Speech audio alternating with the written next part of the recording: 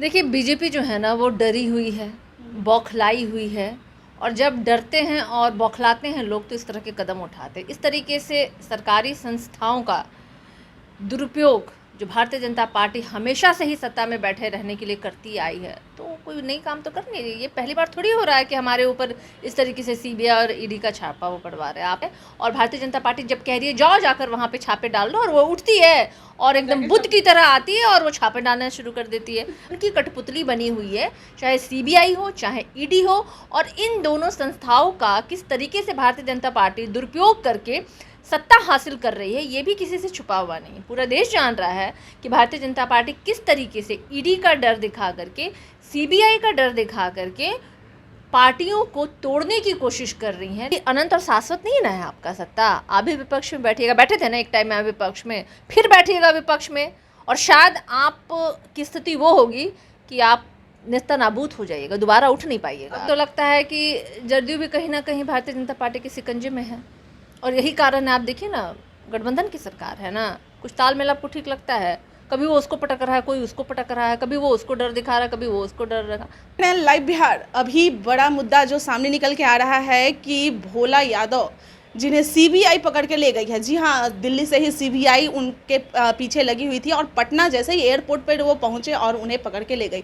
कहा जा रहा है कि उनके 4 जो ठिकाने हैं उस पर भी छापेमारी हो रही है। अब उन्हें पकड़ के लेके गई है सीबीआई, तो जाहिर सी बात है कि कुछ न कुछ दस्तावेज तो सीबीआई के पास होगी ही। ऐसे ही तो सीबीआई किसी के ऊपर हाथ नहीं डालती है। लेकिन आरजेडी तो इसके लिए साफ इनकार कर रही है कि बीजेपी ऐसा करवा देगी। चलिए, इसके लिए मैं फिर से आरजेडी के पास आई हूँ और यहाँ पर सारिका पासवान जी हमारे साथ हैं। सारिका, मुझे ये बताइए कि क्या बीजेपी ऐसा करवाएगी कि सीबीआई को वो कहेगी कि हाँ जाइए उसे पकड़ के लेके आइए, क्योंकि बीजेपी ऐसा क्यों करेगी?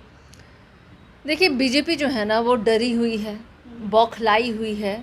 और जब डरते हैं और बौखलाते हैं लोग तो इस तरह के कदम उठाते हैं। इस तरीके से सरकारी संस्थाओं का दुरुपयोग जो भारतीय जनता पार्टी हमेशा से ही सत्ता में बैठे रहने के लिए करती आई है, तो कोई नई काम तो कर नहीं रही। ये पहली बार थोड़ी हो रहा है कि हमारे ऊपर इस तरीके से सीबीआई और ईडी का छापा वो पड़वा रहे हैं। आपको याद होगा, अगर इसके पहले भी रावड़ी आवास में इन्होंने सीबीआई का छापा पड़वाया था, क्या मिला इनको?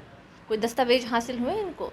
लेकिन नहीं, जब ये डरती है तो क्या करती है, पीछे लोगों को सीबीआई वाले के सहारे ये कार्रवाई कराना चाहती है। हासिल कुछ नहीं होता भाई। 5-5 सालों पे एक बार सीबीआई उठ रही है, और भारतीय जनता पार्टी जब कह रही है जाओ जाकर वहाँ पे छापे डाल दो, और वो उठती है और एकदम बुद्ध की तरह आती है और वो छापे डालना शुरू कर देती है। भाई कोई साक्ष्य मिला, कोई प्रमाण मिला तो कार्रवाई दिखती ना। अभी 10-10, 12-12 सालों के बाद सीबीआई उठ करके छापे डाल रही, तो आप इससे तो ये संस्थाएं भी संदेह के घेरे में है। और दिख रहा है साफ साफ कि ये सत्ताधारियों के इतने अंडर प्रेशर्स में है कि ये उनके ही इशारे पे काम कर रही है, उनकी कठपुतली बनी हुई है, चाहे सीबीआई हो चाहे ईडी हो। और इन दोनों संस्थाओं का किस तरीके से भारतीय जनता पार्टी दुरुपयोग करके सत्ता हासिल कर रही है, ये भी किसी से छुपा हुआ नहीं। पूरा देश जान रहा है कि भारतीय जनता पार्टी किस तरीके से ईडी का डर दिखा करके, सीबीआई का डर दिखा करके पार्टियों को तोड़ने की कोशिश कर रही हैं। लेकिन ये भूल रही है कि ये राष्ट्रीय जनता दल है, ये ना टूटेगा, ना डरेगा, ना घबराएगा।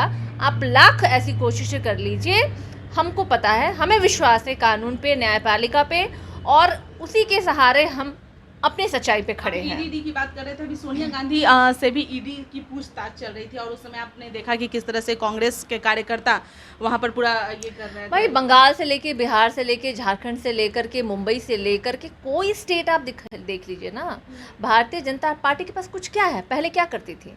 धर्म की राजनीति करती थी, वो फेल हो गया। अब तो लोग रिएक्ट करना छोड़ दिए। आपने देखा जिस तरीके से राजस्थान में गला रेतने का कांड हुआ था, और जिस तरीके से उन्होंने एक विशेष समुदाय को बदनाम करने की कोशिश की थी, और बाद में पता चला कि वो लोग कौन थे।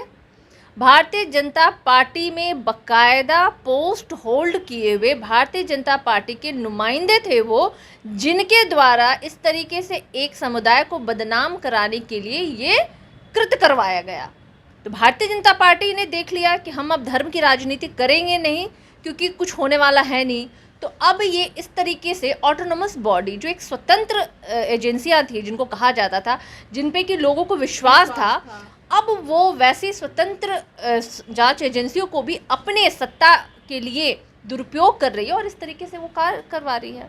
यानी कि किसी की भी सरकार हो जाएगी तो फिर उस तरीके से ये करवाने लगेंगे। भाई आप तो सिखा रहे हैं, आप तो विपक्षियों को सिखा रहे हैं कि देखो इस तरीके से मशीनरी का दुरुपयोग किया जाता है। यानी कि आप लोग की भी सरकार बनेगी तो आप लोग भी इस तरीके नहीं वही तो बता रहे हैं, आप सिखा रहे हैं, आप हमें, और आपने जिस तरीके से हमारे माननीयों को सदन से बाहर फेंकवाया, आप जिस तरीके से इन संस्थाओं का दुरुपयोग कर रहे हैं, तो आप सिखा रहे हैं कल को आप भी अनंत और शाश्वत नहीं ना है आपका सत्ता, आप भी विपक्ष में बैठिएगा, बैठे थे ना एक टाइम में विपक्ष में, फिर बैठिएगा विपक्ष में, और शायद आप की स्थिति वो होगी कि आप नेस्ता नाबूद हो जाइएगा, दोबारा उठ नहीं पाइएगा। अभी अमित शाह और जेपी नड्डा आने वाले हैं और उसके पहले जस्ट पहले इस तरह से हुआ तो ये इसीलिए तो कहा जा रहा है, ये डर और दहशत में जीने वाले लोग जो इस तरीके से ओछी हरकत, ये सत्ताधारियों की ओछी हरकत है जो इस तरीके से जांच एजेंसियों के आड़ के पीछे ये विपक्ष पे कार्रवाई करा रहे हैं, यानी कि इनका अपना आत्मबल कुछ नहीं है,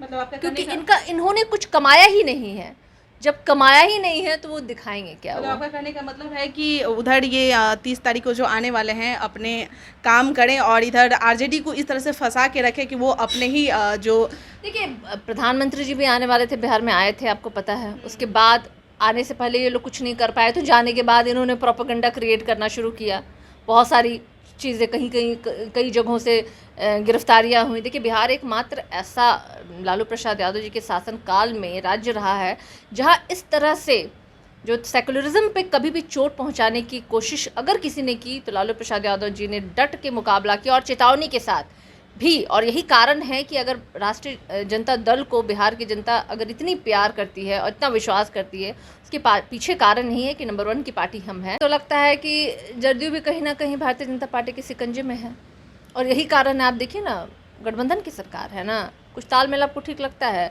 कभी वो उसको पटक रहा है, कोई उसको पटक रहा है, कभी वो उसको डर दिखा रहा है, कभी वो उसको डर रहा। कहते किसी में नैतिकता नहीं बची है, नैतिकता नहीं बची है। यही लोग कहते हैं ना, अपनी ज़मीर बेच करके अमीर तो ये लोग दिख रहे हैं, दिखाने की कोशिश कर रहे हैं। किसी में ज़मीर नहीं बचा है, किसी में अपनी नैतिकता नहीं है। वरना एक जो कहते थे नैतिकता के आधार पे पद का त्याग, ये शब्द जो होते हैं ना, बहुत पुराना हो गया, विलुप्त हो रहा है राजनीति से। सारिका जी, कहीं ना कहीं आपके बातों से जो मुझे लग रहा है, मैं आपको बताना चाहूँगी कि जो आने वाला जो चुनाव है उस समय कहीं ना कहीं आरजेडी और जदयू मिलने वाली है। देखिए राष्ट्रीय जनता दल बड़ी पार्टी है, बहुत बड़ी पार्टी है, और बहुत हम लोगों ने अगर आप वोटों के प्रतिशत देख लें अगर, तो आपको महज 12,000 वोटों का फ़र्क है। तो ये फ़र्क बहुत बड़ा नहीं है। दुरुपयोग था, जिस तरीके से मशीनरी का दुरुपयोग करके ये सत्ता में काबिज़ हुए, किस तरीके से डबल स्टैंपिंग करके हमारे बैलेट पेपर्स के वोट को बदला गया, उनकी रिकाउंटिंग नहीं की गई, कई ऐसे टेक्निकल बातें थे जो हम लोगों ने रखी, जिसको कि सुनवाई नहीं किया गया। तो ये तो निस्संदेह है कि हम लोग और आने वाले टाइम में जो हमारे गठबंधन में जो लोग हैं, उनके अलावा ऐसे लोगों के साथ जाने का सवाल ही नहीं पैदा होता है जिनका अपना जो कहता है ना, नैतिकता ना बचा हो, यानी कि साथ नहीं जाएगा निश्चित रूप से। चलिए, बहुत बहुत धन्यवाद। तो आरजेडी लगातार एक ही बात कर रही है कि ये जो सीबीआई जो करवा रही है, जो सीबीआई जो छापेमारी कर रही है भोला यादव के ठिकानों पर, या भोला यादव को पकड़ कर लेके जा रही है, ये बिल्कुल ही बीजेपी करवा रही है। क्योंकि पहले भी छापेमारी करवाई गई थी लालू यादव के आवास पे, लेकिन वहाँ से कुछ भी दस्तावेज नहीं मिले। और इनका कहना है कि अब ऐसा करके भले ही वो जनता को भड़कलाए, लेकिन ऐसा कोई भी दस्तावेज नहीं मिलेगा। चलिए, अब जेपी नड्डा और अमित शाह आने वाले हैं और उसके पहले इस तरह के कांड हो रहे हैं। अब आगे क्या कुछ और भी होगा, उसके लिए बने रहें लाइव बिहार के साथ और देखते रहें, जैसे भी कुछ भी हो हम आप तक अपडेट करते हैं। धन्यवाद। लाइव बिहार यूट्यूब पर सब्सक्राइब और फेसबुक पर लाइक ज़रूर करें।